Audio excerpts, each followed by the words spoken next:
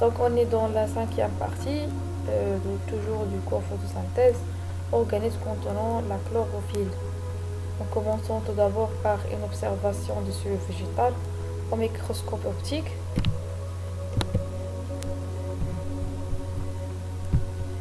Donc qu'est-ce qu'on remarque?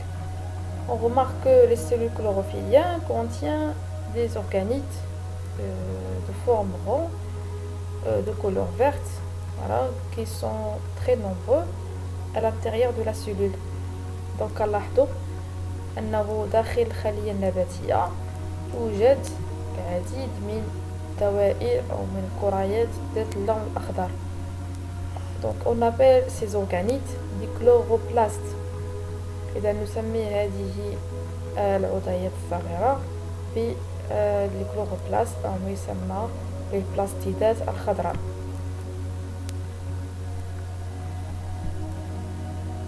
Donc le cytoplasme des cellules des plantes chlorophyllien contient des organites appelés chloroplastes. Leur nombre et leur forme varient selon les espèces. إذا تتواجد هذه البلاستيدات الخضراء داخل سيتوبلازم الخلايا النباتية اليخضورية.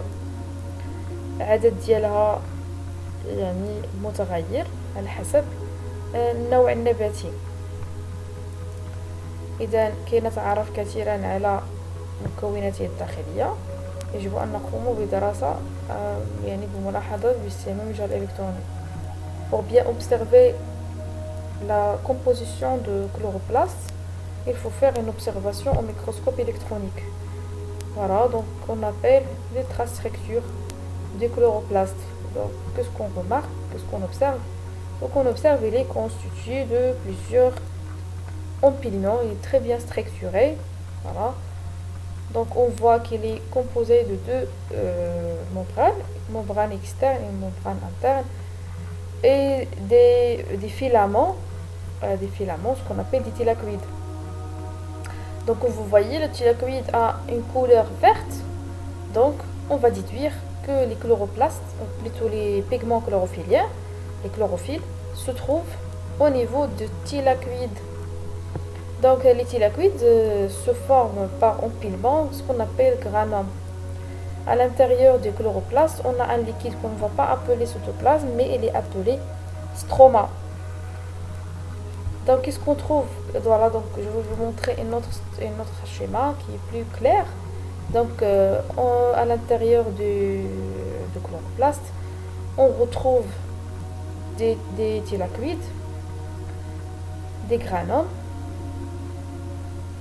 des filaments d'ADN, des globules de lipides, l'amidon, le liquide dans lequel baignent toutes ces particules, ce qu'on appelle stroma, des ribosons qu'on va étudier très bientôt leur fonctionnement, leur rôle, et bien sûr les enveloppes, parce que nous avons une membrane interne et une membrane externe. Donc, qu'est-ce qu'on va dire? Le chloroplaste est une organite cellulaire enveloppée par deux membranes qui limitent le contenu de chloroplaste au stroma. Dans le stroma, on trouve des saccules aplaties et clos, les thylakoïdes qui forment par endroits des empilements, ce qu'on appelle les granums. La membrane des thylakoïdes est rejetée par des sphères pédonculées et renferme les chlorophyles. Concernant les sphères pédonculaires, nous verrons bien sûr après leur fonctionnement, leur rôle dans la photosynthèse ou le transfert des électrons dans la photosynthèse. Donc je vous laisse dans la cinquième partie de photosynthèse, la partie étape de photosynthèse, et on va étudier la mise en place des étapes de photosynthèse. Au revoir.